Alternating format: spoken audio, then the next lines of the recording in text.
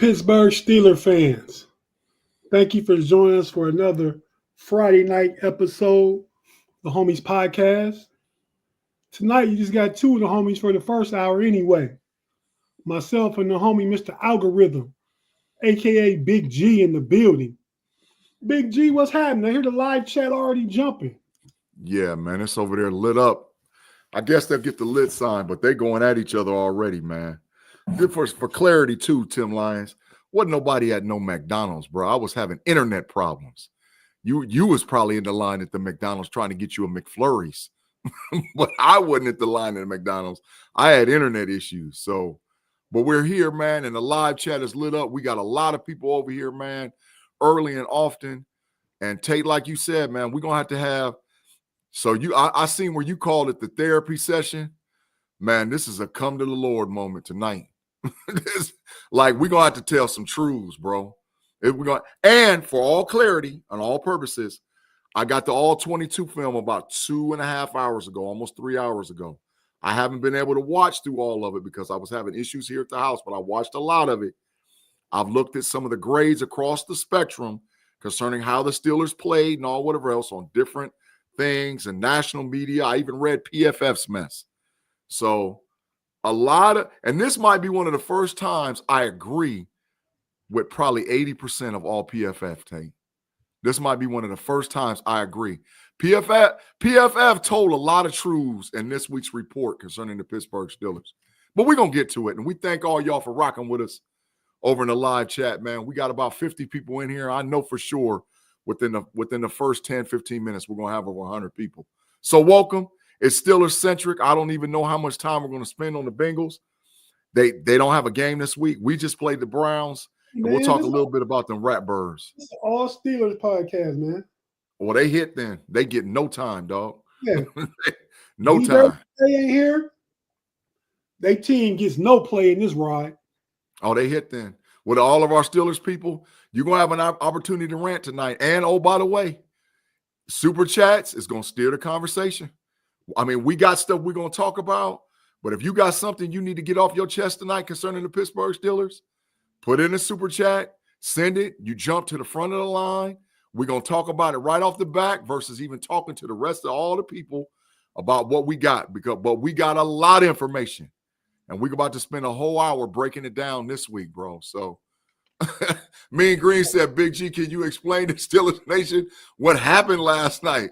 Mean Green, it's a lot of what happened last night, and we're going to talk about it, bro. We are definitely going to talk about it. So, Tate, boy, you ready, man? You ready? Because this going to be a rough ride, man. I got a strange feeling we're going to piss a bunch of people off, man. Mom asked me why I'm eating. Because I don't know. Because I'm grown. I got to get my sugar up, and I'm not trying to delay the podcast anymore. Yeah. Pudding snack. Yeah. I tell you what, though. You keep talking, I got something you can eat. This knuckle sandwich. Furniture's being moved already. Nah, because look who's starting to trouble. Tim Lyons, Bengal fan, Ma, the Cowboy fan. We just in here trying to have a conversation with our Steeler people, a therapy session. Shout out to Mod's album, Therapy. Got a new album out on Apple Music, anywhere you download your music. Check him out. Yeah, definitely check out Warriors ATX Therapy. And you know what? I needed it today, Tate. Because listen, I had to walk into work. Man, it was rough today, bro. It was rough. I had to sit there and hear it from everybody. I had family contacting me, talking crazy to me. Man, I needed the therapy today, bro. I needed it today, man. Well, that's what we're here for, man. Why don't you go ahead and shout out some of the people in the live chat? Man, there's a lot of people, man. AFL 67, Deb, new to the podcast, what's happening? Wes H, Craig J. Lawson, Gavin Anthony, Vincent C. Bay, Mod, of course, Mean Green, J. Steve, Afton, what's up, Afton? CREG, Craig Dog 28, Tim Lyon, the opposition, Ronald Blake, Galvin Anthony, the Black and Gold Standard, Young Wood Burning, dang, it's jumped me all the way back to the back. You know my internet trash.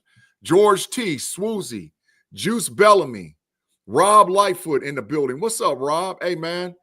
Hey, Tate, man, I'm going to tell you something off air about Rob. But, man, Rob, I'm glad you're in here because Rob needs this from a therapeutic standpoint as well. Dominic Finley, George T. I said Min Green already. Boxing Man 1. The Quad Father, Dennis Pavlak. Ronald Blake. Luke Cage. Robert. Craig Withrow. Daniel Red. Yep. It's a lot of folks in here, bro. Early and often, man. Jay Steed is up in here. Yep, Jay Steed's up in there. Wes went off early and often, dog. Wes had the first 4 and 5 comments in the dang on thing, man. T. Riley Blackstreet is in here.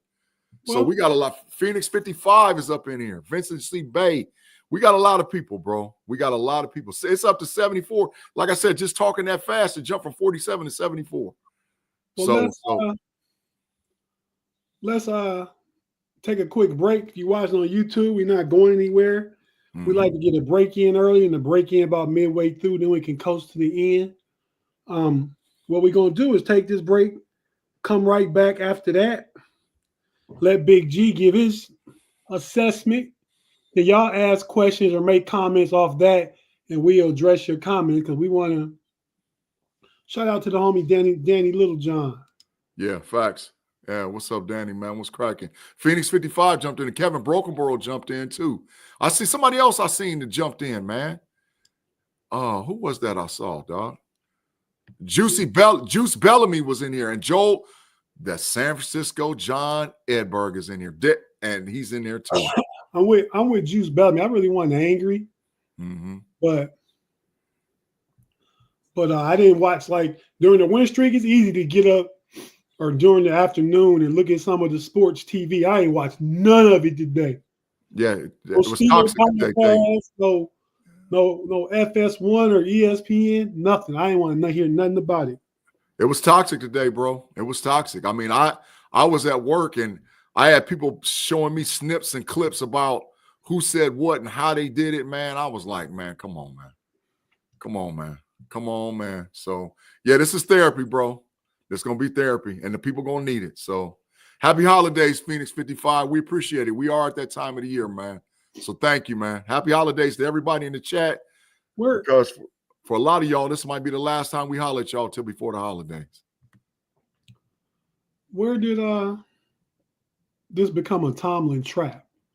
I mean, because, yeah, the team does lose games you think they should win, but I don't think it was no individual coaching call that he made last night. Outside of the 58-yard field goal attempt by Boswell. Yeah. And I didn't agree with that. They should punt him, pinned him deep, and then got the ball back with good field position. Because during those windy conditions and stuff, 58 is a tough one. Oh, yeah. We'll talk about it. Actually, to be honest, it was a bad snap and a bad hold as well. So, like I said, G got a hold of the all 22. So I didn't paying attention to some stuff. It was definitely a bad snap and a bad hold. But we'll talk about it, bro. Because, like I said, I got a lot of information for the people. You know, that's why, that's why if you looked at the title of the show, this for life. I mean, Steeler fans, we got to quit turning on them every time just because they have a bad game. Got to quit turning, man. Yeah. You don't got to fire Art Smith or Tomlin or put somebody on the bench. I mean, all that. Let's just.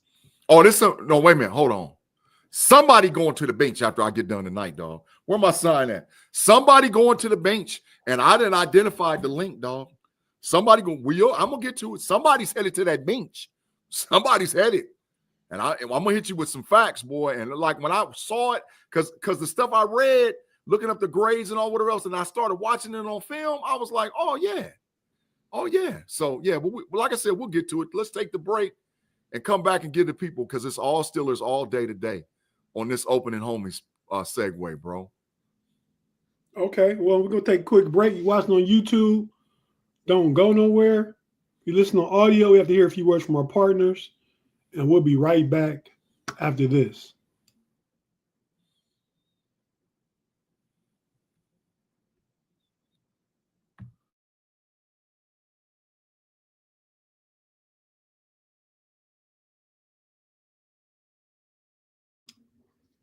And we're back on the Homies Friday Night Podcast, here for a therapeutic session. Everybody get your vents out, get your frustrations out, talk about who you want to talk about tonight. Because we're gonna go ahead and address it all, get it all out tonight, and get ready moving forward for the Bengals game coming up. Yeah. Absolutely, bro.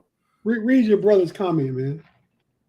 Mod Bell, we are victorious. It's crazy to see these type of streaks exist, but this is a really good team.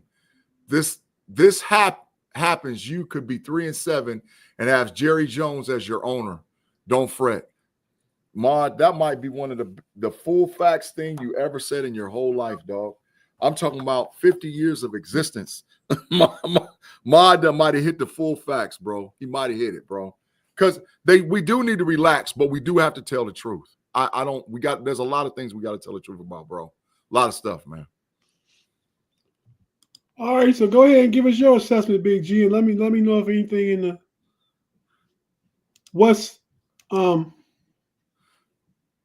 He said, what's Tomlin's Thursday night record? I think it's like 1-6, something like that. No, well, or the Pittsburgh division. Yeah, in division, Thursday night record for Mike Tomlin is now 0-6. Overall, the Pittsburgh Steelers are 0-8 throughout their history of the Pittsburgh Steelers. They're 0-8. They've never won an in-game, on the road, divisional opponent on a Thursday night game in the history of the Pittsburgh Steelers. On the road. But Tomlin is 0-6. I asked the same question. Well, what's his record on Monday night? You give him a short week. He can't do the same thing he does in the long week. I think he 22-4 on Monday night. That's correct. They done won 22 in a row at home. Yep. There go Luke Cage. He's trying to steer the conversation, man. So Luke Cage 777, we appreciate you. Thank you for the $4.99. AFC North ball is tough games, but this loss is going to make us a better team down the road. If we adjust, I agree. Thank you, Luke Cage. Yeah. If we adjust, I don't disagree. I think sometimes stuff's got to happen to get you in the right spot and get your head right. So if we adjust, yeah, I agree. So let's just tell the truth, man. Now, and this ain't G's making it up. I'm hitting you with stats from qualified individuals that know how to stat track, who do great analytical viewpoints concerning what happened and what, right? So if you start by position and who did what and how, Tate, I'm going to be honest. Russell Wilson had the best game out of all the offensive players that played Thursday night with us. I see Danny Littlejohn, man. Thank you for the $1.99. Why trade for Mike Williams and not play him? I don't disagree, Danny. We're going to talk about how many snaps Mike Williams actually played. We're going to talk about how many targets he actually had, so you're absolutely correct. Talk about it now. He gave the super chat. You said he steered the conversation, so answer his question. 15 total snaps, no targets for Mike Williams. 15 total snaps, no targets. He had 0 targets. But, however, the targets that when he was in, I don't know if he was a decoy for Calvin Austin III and or Vance Jefferson, because last night the actual Steelers wide receivers did not play bad. They actually played, in my opinion, pretty good, man. All right, so like I said, Russell Wilson had the best game out of all the offensive players for the Pittsburgh Steelers. And Russell Wilson Did he? Yes, absolutely. Absolutely. You cannot tell me that he took them 4 sacks. He took 4 sacks on his own. That's where you're wrong. I'm not wrong. No, Tate, I looked at the analytics. Out of the sacks that Russell Wilson got sacked the 4 times, 3 of those 4 were not considered coverage sacks. They were actually the offensive lineman beat. They delivered impact in 2.5 seconds on 3 of the 4 sacks. I read the analytics. So they can't just make that up. Russ stand there and maneuver, tries to maneuver in the pocket. He should just heave that ball out of bounds. We can't be taking sacks, and you got a 13-year veteran quarterback back there. So I hear you, but it was a 2.5. And the reason why and I looked into the deep analytics about this. The 2.5 seconds analytically was because Russ was getting pushed in his face all night. Russ is 5'9" at best. He is not 5'10". He's not 5'11". He's 5'9". So when he's getting pushed in his face, that's why you seen all of a sudden, like it looked like he was standing there and he would spin out and move and try to run and shiver. It's because he's getting pushed in his face. And so traditionally, when you put pressure with Russell Wilson, wherever he's played across the National Football League, in his face, that allows the outside edges to get there. But on 3 out of the 4 sacks, the sacks was delivered in 2.5 seconds of the snap. And Russell Wilson was also hit 15 times for the game. He was hit 15 times. Out of those 15 times, and that's not including the 2 times he was hit on the scrambles, because Russie scrambled twice for 12 yards. So he was hit 15 times. Out of those 15 times he was hit, 10 of the 15 times came from Dan Moore Jr. specifically. Specifically, Dan Moore Jr. Dan Moore Jr. played the worst game I have ever seen played by a Pittsburgh Steelers offensive tackle. I've never seen nobody play as bad as he played, but we're going to get to his grade. So Russie led him, Tate. Russie led him offensively. The next grade, and like keep in mind, Russie's overall composite grade was 79.9. Russie, outside of his fumble, if Russie wouldn't have had the fumble that counted against him, Tate, Russie probably would have graded somewhere between 82 and 85. But you have to put in not just Russie's play at quarterback. You got to talk about Justin's play at quarterback. Justin graded out at around a 76%. When Justin was in the first quarter, the 2 plays we had the -2 yards rushing. Both of those plays were considered offensive line errors, including McCormick and Siamalu allowed him to get blown up twice.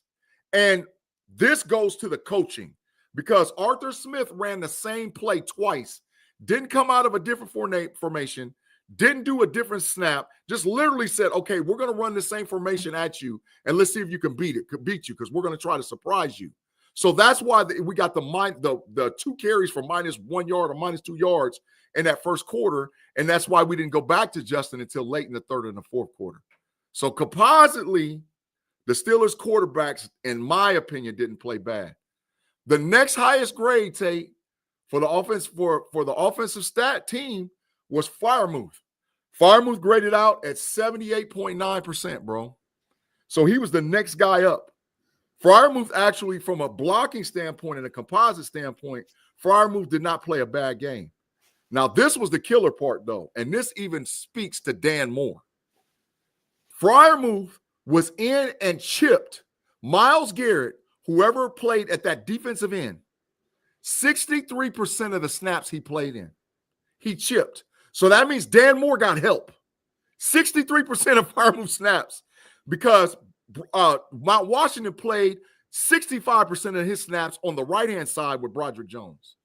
So the issues was Dan Moore, even with the help of Freiermuth, was getting killed.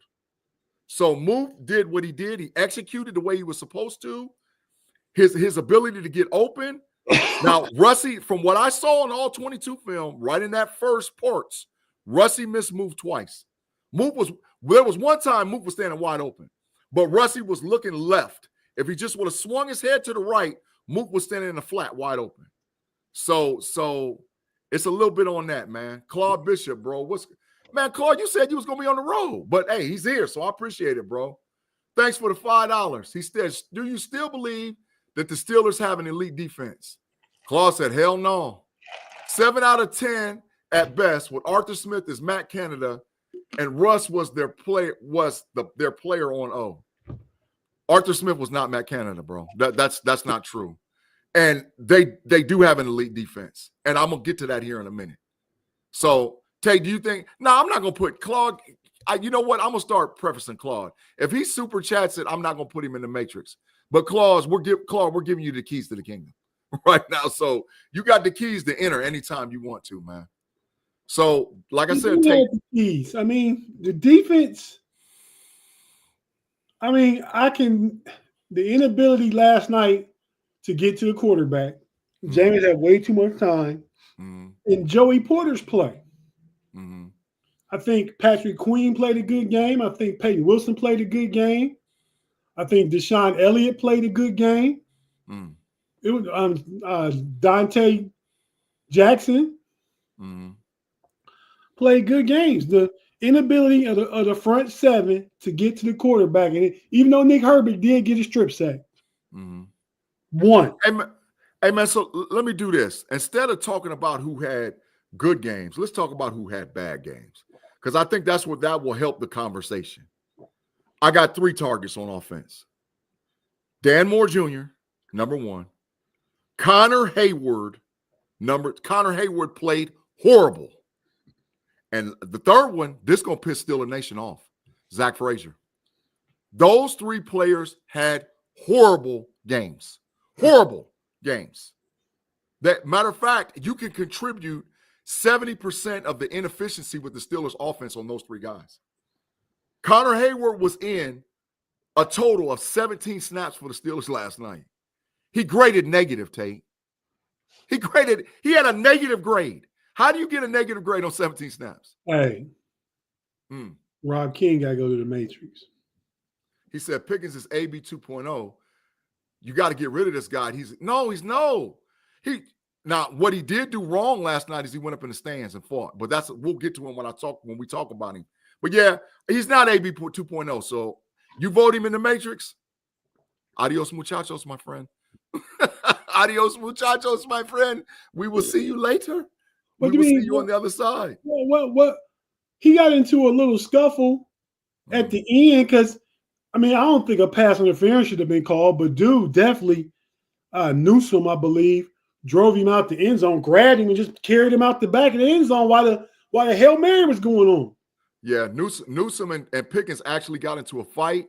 And then when Pickens got up, he got into it with some of the guys in the actual stands that was down there in that end zone area. And so he was fighting with some dudes in the stands. I'm fighting whoever try and grab me or do something too. Yeah, but you know what though? And I'm telling the truth. He whooped Newsome's ass. He did. I seen some of the rewind of it, dog. Was some about Pickens, he gets DDTs and he gets that WWE thinking. And he laid hands on him. But it was at the end of the game, and it shouldn't have happened anyway. That's what I'm saying. I like his mentality, man. Even when he snatched the dude up at Georgia Tech. He's just a scrappy fighter. Now, some of the immaturity as far as how he acts, and he ain't done it so much this year. But that mentality, the attitude, y'all want to say it now when it was Debo. Well, what I was proud of, to be honest, if we're going to talk specifically about that happening at the end of the game, was that the rest of the Steelers stood up and fought with him. So they it wasn't everybody that ran down to the end zone. They was down there laying hands. They wasn't down there for the shenanigans, right? But it's just that Pickens went a little bit further than what it's supposed to be. Is that a surprise? And from our culture, the last couple of years. Yeah, but it's back to old school Steeler mentality. You talking about Steelers and football. I'm talking about in general. When we was young, if we somewhere together, you fight, I fight. No, that's facts. That's big facts. That's how that works. We talk about it and ask what happened, ask questions later. Right. Somebody got binked, the whole crew jump in. Now you might get mobbed because it might be 2 on 6. but you stood there, you stood 10 toes down for your people. Right. So absolutely, that's how that works. So I'm not shocked, but from the Steelers culture, yeah, because we hadn't been like that in a while. So I'm proud of that, man. Hey, Art Gordon, great question, great thing. Calvin Austin played a very good game, not a great game, but a very good game. Calvin Austin graded out almost at 77%. So for him, that is a major improvement. And to be honest, Russie underthrew him because that was a touchdown pass. Yeah. That moon ball that he caught, that was 6. Russie underthrew that guy. What you said, Tate? He had to wait on it. It's come back for it. Yeah, he was wide open. Matter of fact, Vance Jefferson was wide open too. Yeah. and I can't necessarily blame Russie for that. That could have been weather conditions. You guys realize he was throwing the ball 40 and 50 yards in a snowstorm. That shows you how strong of an arm he actually has. Well, Russell Wilson still has a cannon, bro. Man. Yeah, he's got a cannon. His arm is not washed.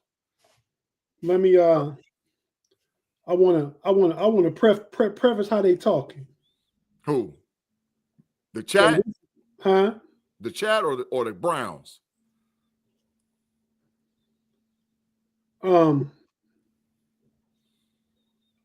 No, the Browns. Yeah, they out there talking. But go ahead. They out there talking bad. Especially old garbage Myles Garrett. He out there talking crazy, bro. Oh, this was said. I'm gonna let you figure out the Steelers fan in our circle that said this. What they said? We still trash though, cuz I just thought y'all was better than us. I don't know if that's the case. That's Lamar Thomas, bro.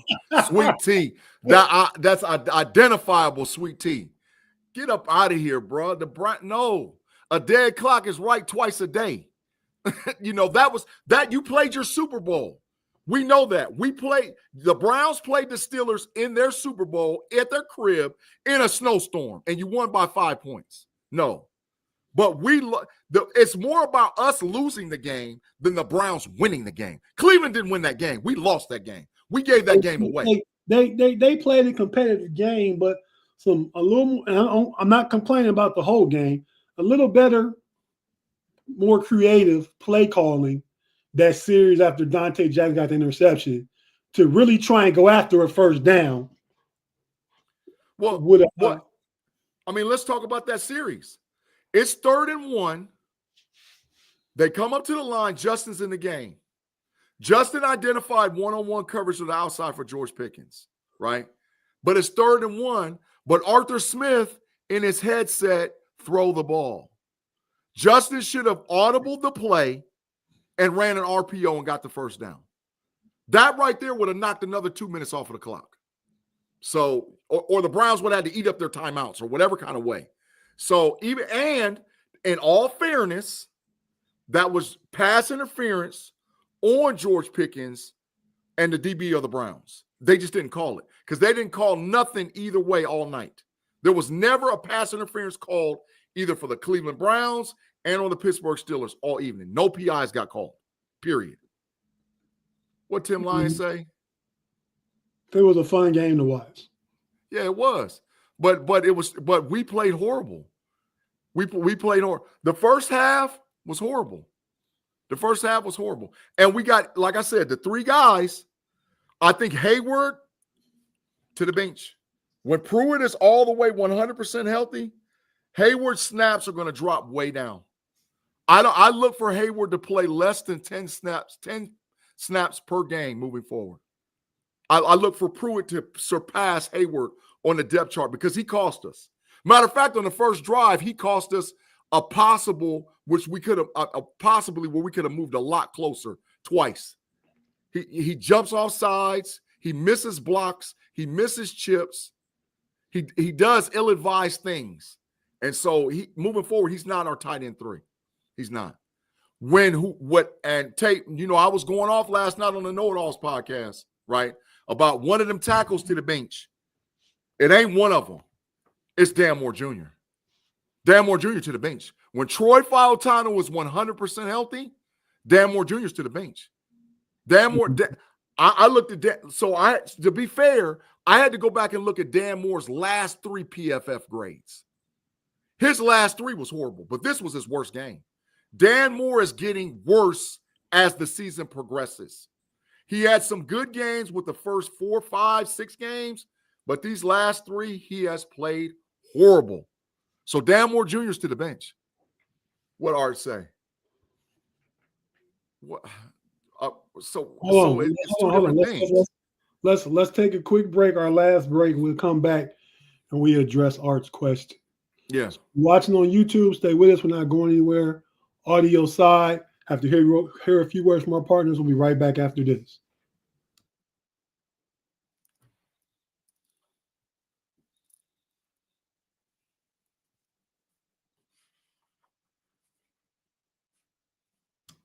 And we're back on the Homies podcast on Friday night. You just got your two Steeler guys in the building after a disappointing loss last night. But let's go ahead. Yeah, get the algorithms up, man. Yeah, hit them thumbs. I've seen a lot of people in here that I'm seeing for some of the first time. Yeah, 109. Blackjack Novak. Yeah. The Bengals should tank for draft picks. Oh, wait, they already are. Yeah. The Cincinnati Bengals, so I will wait to the end of the segue to talk about what we do to prepare for them. They're on a bye, by the way, as we're on a mini bye. So we both get extended time to prepare for each other. So we'll see. We'll see. And a lot depends on what goes on in the defensive backfield this week for the Pittsburgh Steelers. All right, man. So a unit that I've talked about the offensive line in excess. Zach Frazier, horrible game. Isaac Seumalo, at best a 60. McCormick, they gave him a 62.1 grade as far as overall grade, but I think he suffered in pass pro. Jones had the best grade for all offensive linemen. His actual grade, I got to pull it up right here, and he was the 5th best Steeler grade at 69.3. So we only had 4 players that graded over 70%. That is not good. That is not good. So offensively, I think we lost the game more offensively than we did defensively. I understand that Winston was able to do stuff, but the game was lost more, in my opinion, more offensively, Tate, than it was defensively. What you think, man? Offense could have been better. I mean, that missed field goal hurt us. We typically win when we can score 19 or 20. I mean, I'm questioning now. I mean, for a few weeks against the Jets, the Giants, and a struggle game against Baltimore. I mean, Russ was 4-0. Who's the other team he beat? Jets, Giants, Ravens. Somebody in the middle. I can't even remember who it was. Somebody wasn't that good. I got to look. I got caught up on a comment. Boxing Man 1. What coaches you talking about? I need clarity. I need clarity. I don't think Cleveland outcoached nothing. I need clarity. I need clarity. As far as who he's identifying. Yeah, Mount Washington, Boxing Man 1 said Mount Washington was playing. Yeah, Mount Washington did very good. He did. Mount Washington is, I told Tate and the fellas at the beginning of the season, Mount Washington was going to end up with about 500 yards receiving and end up with between 4 and 6 touchdown passes. He's on pace to get that.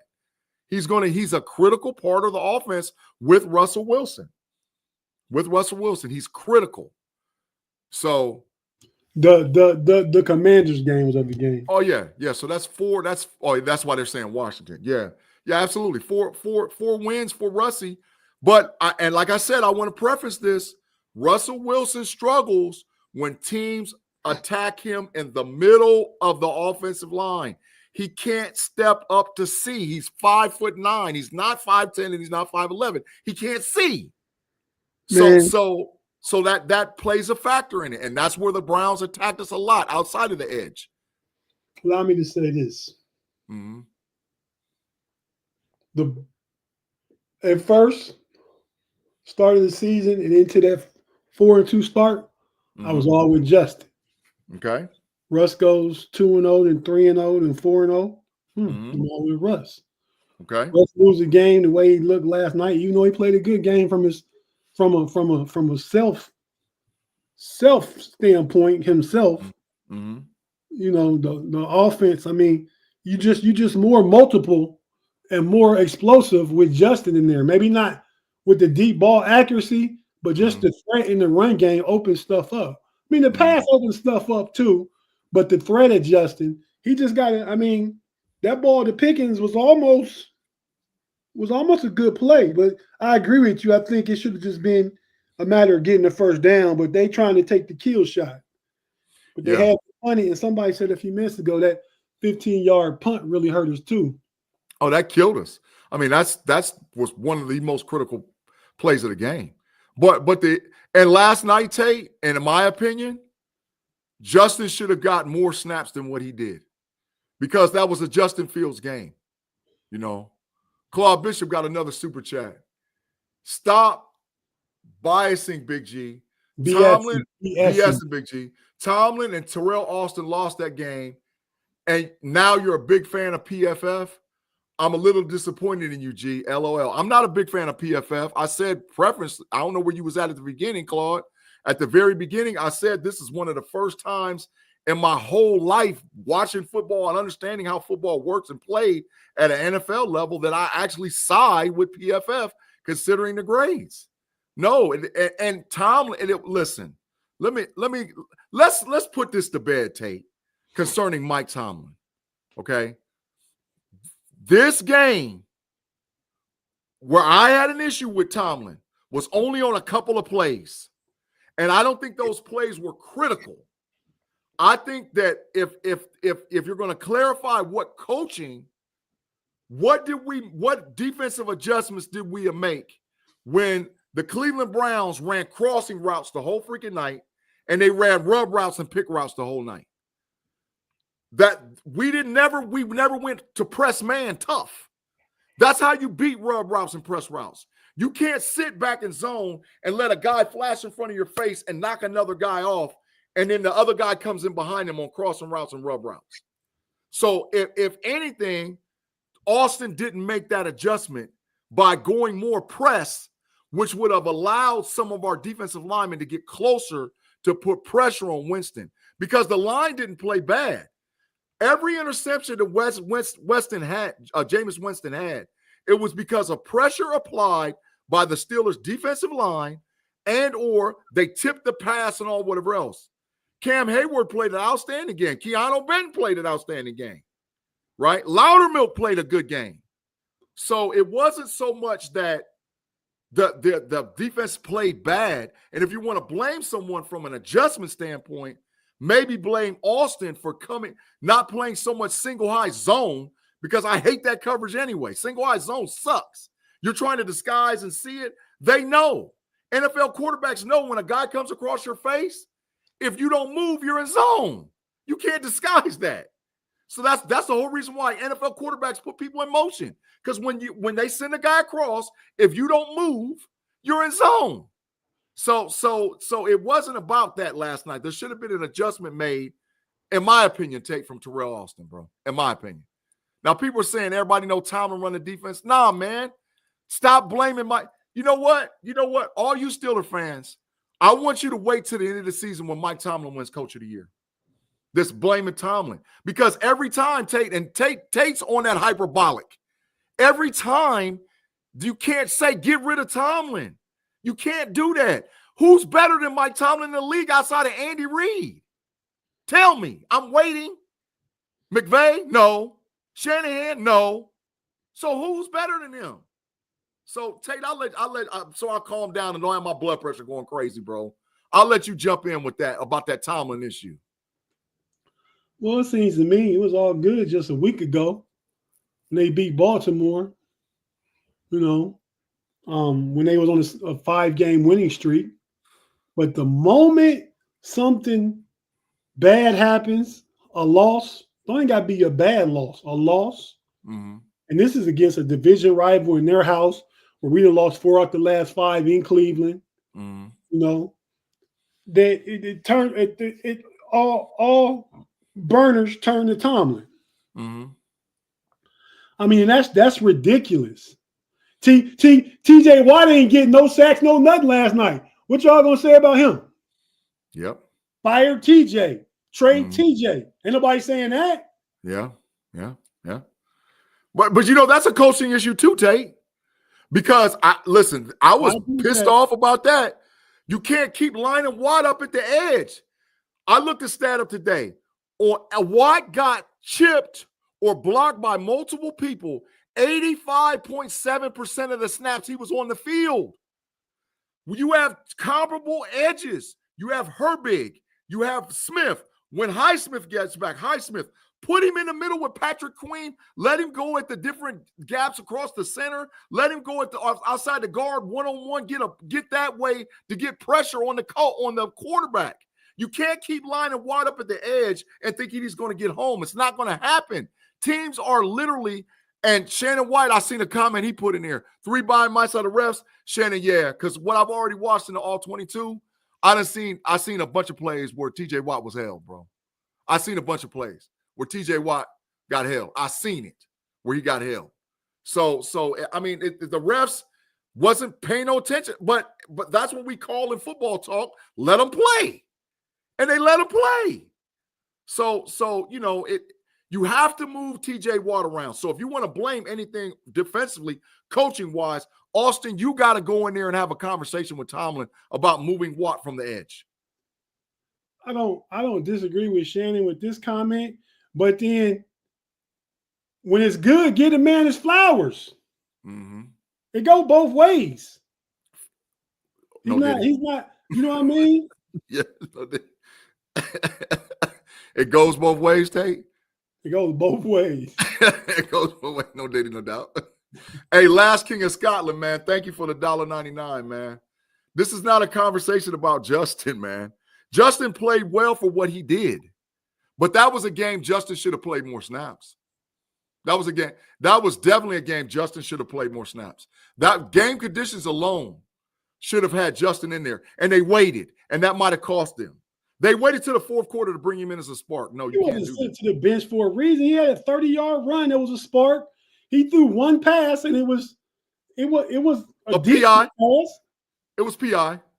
He threw one pass, and it was PI, Tate. You're correct.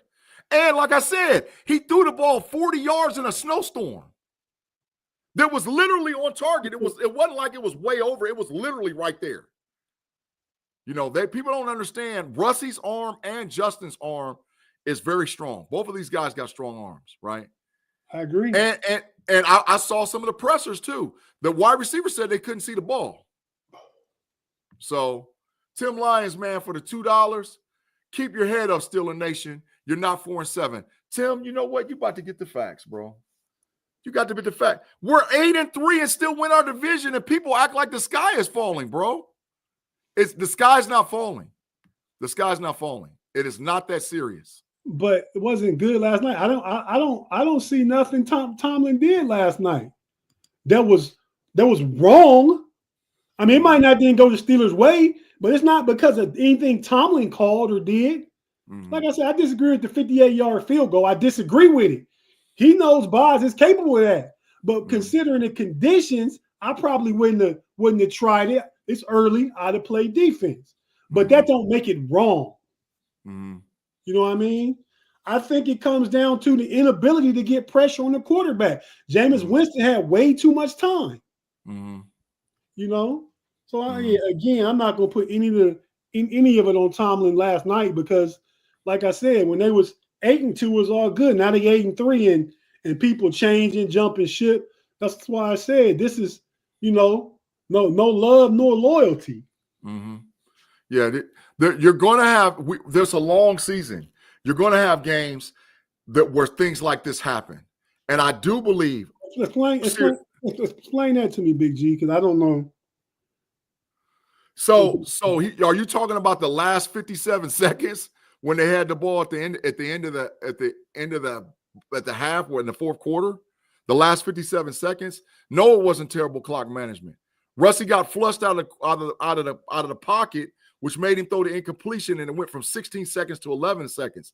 The only issue that I had is that they should have came back and run the same play that they completed the pass in Calvin Austin with, because the Cleveland Browns dropped from rushing 4 defensive linemen to 3, and they dropped people back, and there was nobody covering the sidelines. So they should have just ran the same play to move it closer, which maybe would have been about 10 or 15 yards, and it would have went down to 4 seconds.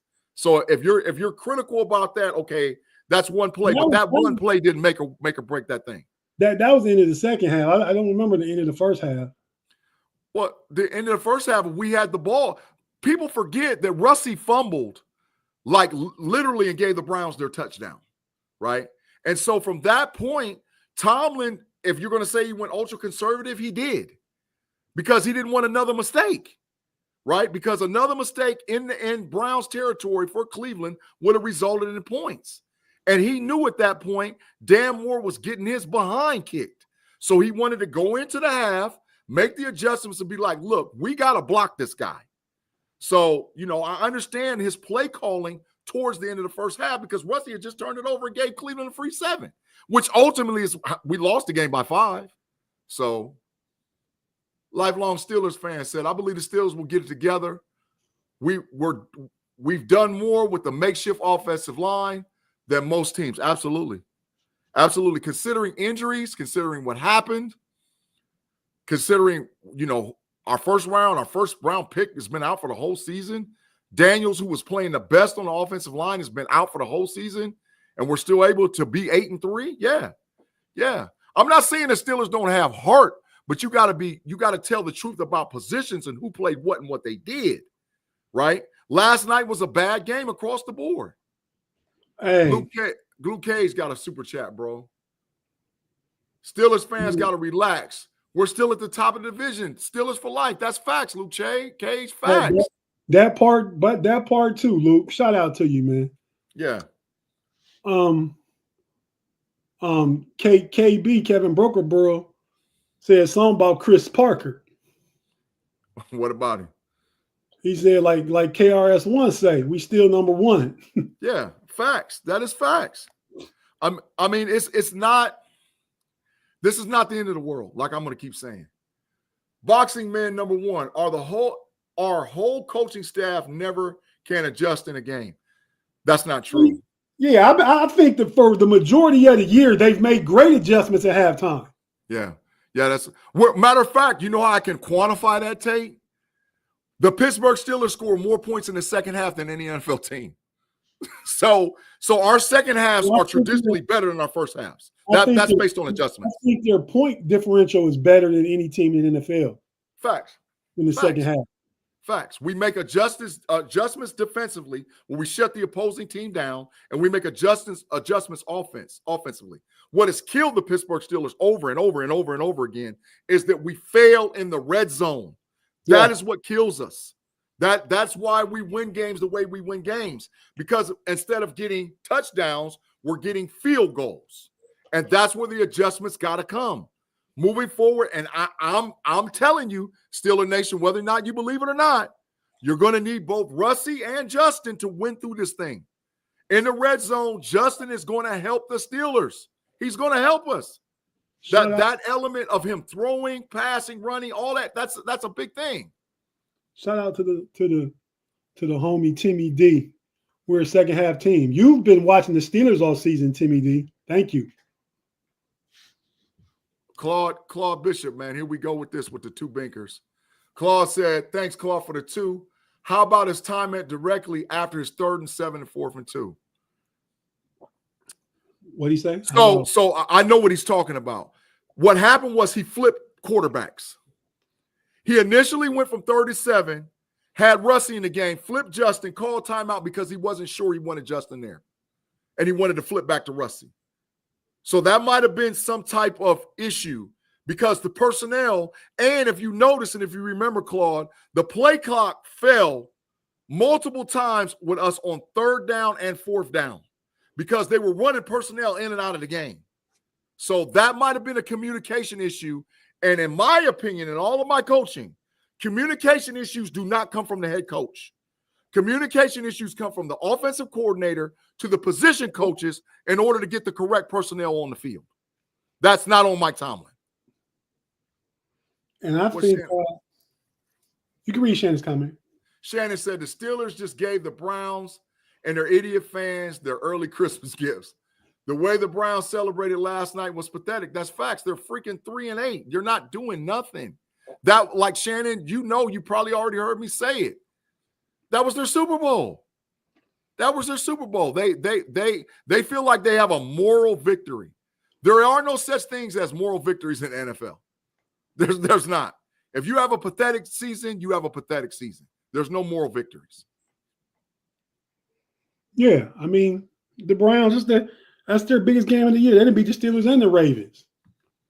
So Ronald Blake, I got it. Ronald Blake said he's talking about with the penalty with the refs from the 3rd and 7 and 4th and 2. Yeah, he didn't get clarity though.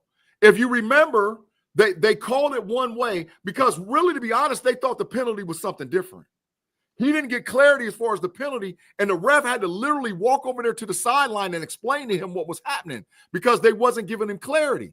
That's why at first he didn't take the penalty, and then he did take the penalty, and he was like, "Now wait a minute, no, do they lose the down? What's going on?" So it ended up where he didn't, and then he did again take it because they wasn't giving clarity to him, which is the sideline referee's responsibility to give clarity to the head coach concerning what the down and distance and the penalty was.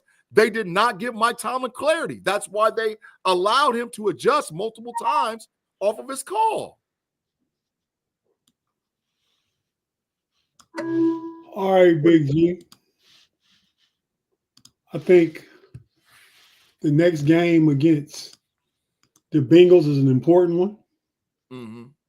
That'll go ahead and potentially put the Bengals in a place where they can't come back from, at least for the division and probably for the playoffs, because they're not going to win the division. And if they 4-8, they're not going to be a wild card team.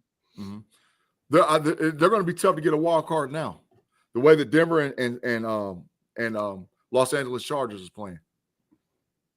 Yeah, Tate told me to not use my energy on Myles Garrett. But Shannon, I'm with you. I hate Myles Garrett and I hate the Cleveland Browns. They think if says Tate, that's hyperbolic. Thinking you something that you ain't. Myles Garrett, nah, dog. Your team, nah, dog. Y'all ain't all that. No, they not. He's a pretty good player. He didn't deserve to win DPOY last year, but he had a good game last night. But like you say, he's playing against poopy tackles.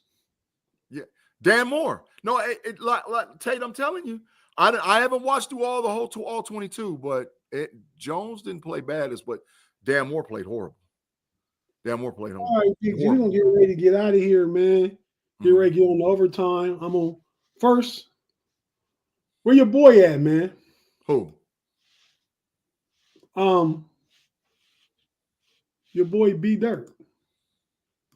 Oh yeah. Oh, so I can tell now. B Dirt told me that I could tell everybody and talk about it, man. So these slides, as you can see, is I'm Big G up there because y'all know he's a Buckeye fan. I was behind enemy lines with B Dirt up there in Ann Arbor, Michigan, man, with the $1 Million Club and the Hellgate crew of the Michigan Wolverines. So B Dirt was officially indoctrinated into the $1 Million Club for the Michigan Wolverines as a booster for Michigan. He's going to donate a lot of money, a lot of effort and energy and time.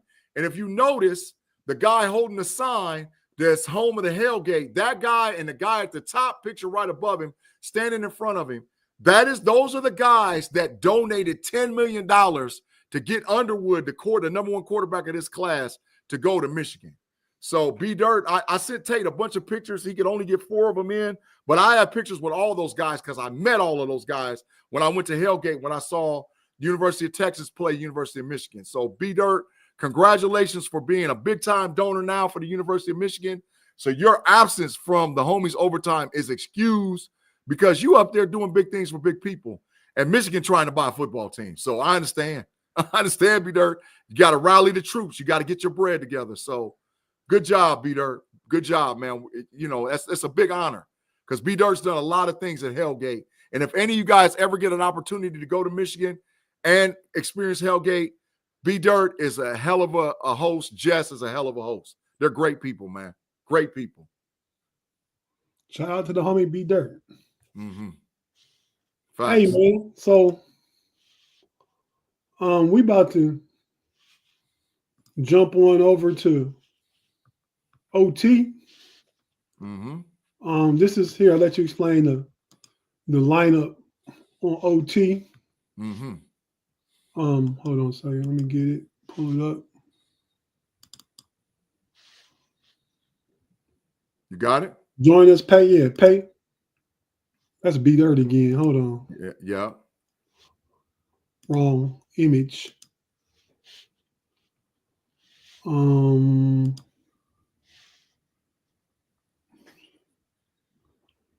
think that's the right one. Okay, here we go. All right, let me see it. Yep, that's it. So this is what we're going to cover tonight. Pace supposed to be joining us. So we're going to have the NFL Week 12 picks. You know, we do the pick 'em every week. We go through the schedule. We do the predictors. We jot it down. At the end of the year, we're going to crown a champion. We're going to talk about college football games and the playoff predictions for the weekend because there's a lot of big games in the conferences, including Ohio State versus Indiana, another top 5 matchup. We're going to talk a little bit about the NBA standings for the NBA. We're going to talk about the Major League postseason awards. There was a lot of good awards. A lot of people got deservingly what they needed. Time permitting, we're going to talk about the NIL being out of control. Bryce Underwood, the number 1 quarterback in the country, got $12.5 million. Julian Lewis flipped to be a Buffalo from Colorado and got almost $8 million from University of Colorado. Kids are getting money like there ain't nothing to be started. So there's nothing to be played with. So we're going to talk a little bit about that. And, of course, get to all our shenanigans. Hey, and live chat generals, y'all know who you are. Make sure you put up that podcast name and correct spelling that me and Tate Boy Fresh get down with on every Sunday on our channel. The know-it-alls, man. We're going to be live Sunday. We're going to have a lot of stuff to talk about because based on what happened Thursday night and by the time we get to Sunday, you know, it could be a bad weekend for Buckeye fans, Steeler fans across the Longhorn fans. It could be a bad weekend. So we'll see. We'll see on Sunday, man. But if you like what you see here, we were live last night on the Know-It-Alls podcast. We will be live again on Sunday, man. So we appreciate all you guys rocking with us and watching all the format and all the shows on Steel Curtain Network. The guys do a great job over here across the board. Daniel J. with Shannon, the big three, Bad, Dave, and Jeff, myself, Shannon White, Tate Boy Fresh, all the guys that's on all the shows throughout the week, man. Betts, everybody does a great job, man. And we got a good crew over here at Steel Curtain Network, man. Yeah. Hey, so if you're watching the live podcast right now, there's a barcode. All you got to do is just click that, and that'll lead you directly to the know-it-alls, and you just hit subscribe, and that's easy. Tate, you about to get the big fine because you talk with your microphone off. Oh, my bad. I was just correcting you per usual. Not a barcode, QR code. Don't click it. Take a picture of it. Yep. Take a picture of the QR code, and it'll activate. And it'll lead you directly to the know-it-alls. Boom. Hit subscribe, and it's over. So that'll help people. You know, that'll help us do what we need to do. We are diligently trying to get 1K subs by December 31st. But here in about, the next 5 or 7 minutes, we're going to be over on the Homies Overtime podcast on Fans First Sports Network. So I'm going to put this up at the beginning of the overtime too. So, you know, click it and subscribe. I mean, take a picture of it and subscribe. Mm-hmm. Pretty simple. And it really helps us a lot. And, you know, we appreciate you guys. Thanks for rocking with us as much as everybody does. We appreciate you. We got to like 115 people watching tonight, Big G. Mm-hmm. Pretty good for a Friday. Friday's a slow podcast night. Yeah, most people, man, they still pissed off, man. But Steelers Nation, it's gonna be okay. It's gonna be okay. We gotta readjust. We'll talk about it a little bit at the beginning of the top of the show for the Cincinnati Bengals, what we need to do to win. But we're gonna be okay. We're gonna be all right. Until then, Big G, who you putting them cuffs on? Arrest Brett Favre. Let's get out of here, Tate.